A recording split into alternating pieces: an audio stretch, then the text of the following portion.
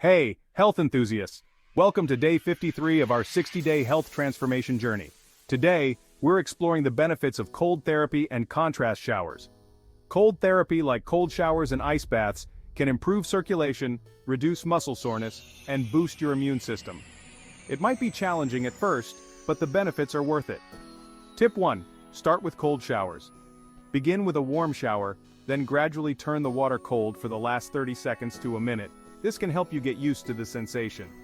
Tip 2. Try contrast showers. Alternate between hot and cold water every 30 seconds for a few rounds.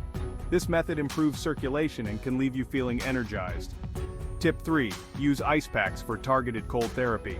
Applying an ice pack to sore muscles can reduce inflammation and speed up recovery after a workout.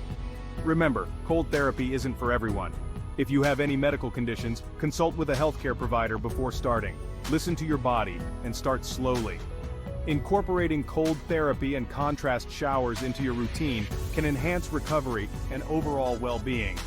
Give it a try and feel the difference. Thanks for joining me on day 53. Stay tuned for tomorrow's video where we'll discuss the benefits of tracking your fitness progress. Stay cool and stay healthy.